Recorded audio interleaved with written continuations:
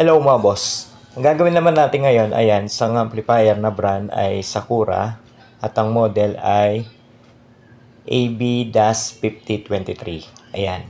So ang issue nitong amplifier na to, base sa customer, bigla na lang daw mawawala yung tunog. After mga 5 seconds or 10 seconds, babalik daw yung tunog. Kaso, pagbalik daw ng tunog mga boss, gargal na yung tunog or basag. Isa pa, meron daw napansin yung customer dito sa loob nitong amplifier. Once na nagloko na, meron daw nag-spark. So yun bali ang problema nitong amplifier. Ngayon bago natin buksan yan, itatry ko na muna para makita nyo ang problema. So ayan mga boss, bali nalagyan na natin ng speaker tong amplifier at na signal, ayan. So ito yung gagamitin natin na pang signal to cellphone. Bali naka-set na yan. Ngayon try na natin, ayan. So, pakinggan natin yung tunog at tignan natin kung alin ba dito yung nag-spark na sinasabi ng customer na nakita niya dito sa amplifier na to. Ayan mga boss, so ito pala yung sinasabi ng customer na nakita niya parang nag-spark dito sa loob nitong amplifier. Ayan. At kung papansinin natin, basag yung tunog nitong amplifier.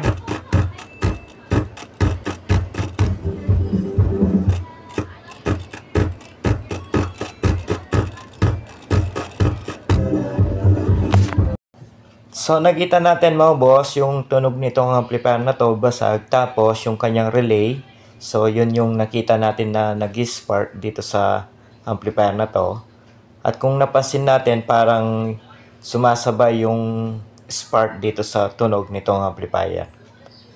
Ngayon mga boss, bago natin ayusin yan, sa mga hindi pa pala na-subscribe dito sa ating channel, huwag sanang kalimutan mag-subscribe. At pakipindot na rin notification bell para sa susunod na upload na gagawin natin, ma-notify kayo. Yun mga boss, so nakita natin, bale yung nag-spark na sinasabi ng customer, itong kanyang relay, nakita naman natin. So sa mga ganitong issue, maraming pwedeng posibleng maging dahilan kung bakit nag-spark yung relay na to at kung bakit basag yung tunog nitong amplifier. So pwede sa main amplifier ang problema, pwede rin naman dito sa kanyang relay section, pwede rin naman dito sa kanyang tone control at sa kanyang input signal, ayan. So maraming pwedeng dahilan mga boss kung bakit ganyan yung tunog nitong amplifier na to at kung bakit nag-spark yung kanyang relay. Sa mga ganitong issue, medyo troubleshoot to mga boss, kailangan natin i-troubleshoot to. Pero unang gagawin natin dito, i-check na muna natin yung kanyang output. Tignan natin kung wala bang DC out. Ayan, bale meron tayong tester dito, try natin. Ito yung unang gagawin natin. Tignan natin kung meron bang DC out yung kanyang amplifier. So nakaset yung ating tester sa DC volts, bale saksak ko lang, ayan. So yan bale yung unang gagawin natin. Ayan, check natin kung wala bang DC volts na lumalabas dito sa output nitong kanyang amplifier. Bale, magte-test tayo dito mga boss. Ayan, nakaset yung ating tester sa DC volts. Kung titignan nyo itong dalawang coil na yan, dyan tayo magtatap. So, pwede rin dito sa mismong positive nitong output nitong amplifier.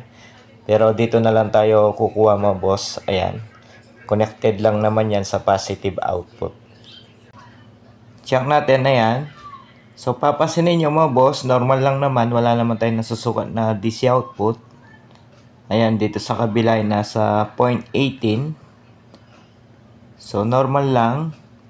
Dito, ayan, 0.06. So, normal lang naman yan mga boss. Ibig sabihin, posibleng good yung amplifier nitong amplifier.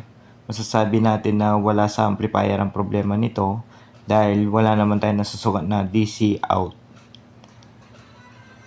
Ngayon mga boss, dahil okay naman yung output, wala naman tayong nasukat na DC output.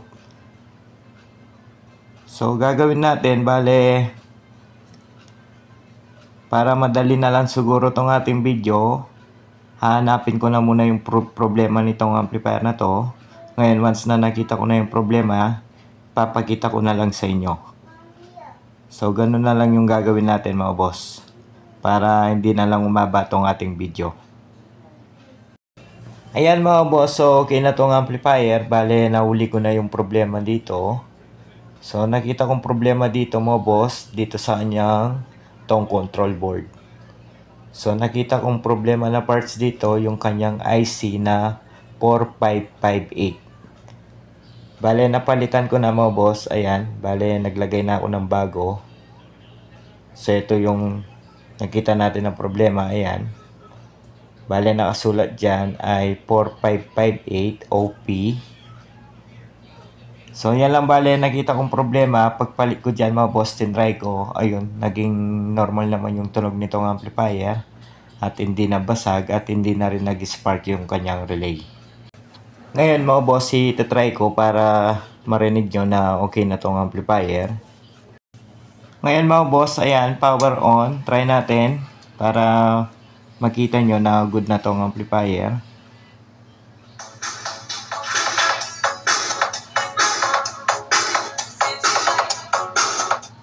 Wait lang mga boss, baka maka-copyright yung ating video sa music. So palitan ko lang yung music na pan-testing natin. Sayang naman tong ating video. So hanap lang akong music. Pero kung napansin nyo mga boss, malinis na yung tunog nitong amplifier. Kanina wala tayong masyadong naririnig na tweeter nung hindi pa natin inayos to. Pero ngayon napansin nyo, malabig na yung tunog nitong amplifier. So ayan mga boss, bale meron na akong nahanap na music. Ayan.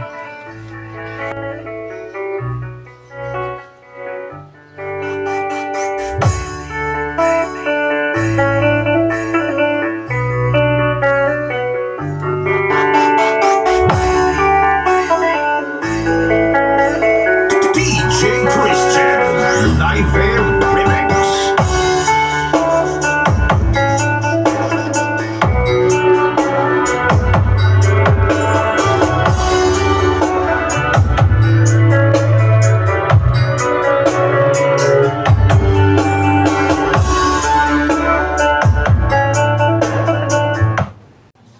So nakita nyo, bale malinis na yung tunog nitong amplifier at nagkaroon na ng tweeter, hindi katulad nung hindi pa natin inayos tong amplifier mga boss, parang walang tweeter nung tumunog. At kung napansin nyo rin, yung kanyang relay hindi na nag-spark. Ngayon gagawin natin, bale ipipix ko lang tong control board para matry pa natin ng isa pang beses at malakasan pa natin para makita talaga natin kung okay na ba talaga tong amplifier na to. Bale babalik ko lang tong control board na yan para matesting pa natin ng isa pang beses kung talagang good na pa tong amplifier.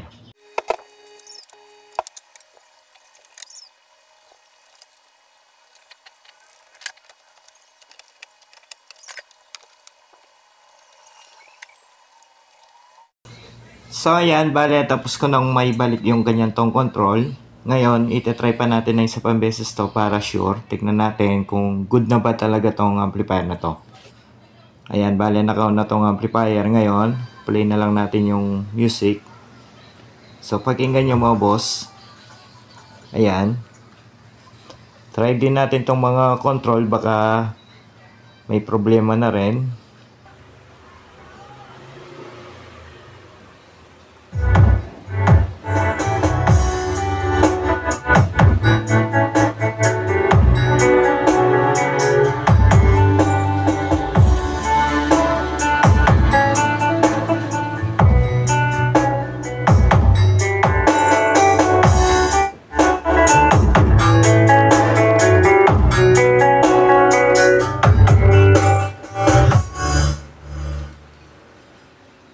Boss, so okay na to. Bale, naging problema lang nitong amplifier na to yung kanyang mismong IC na 4558 dito sa kanyang tong control.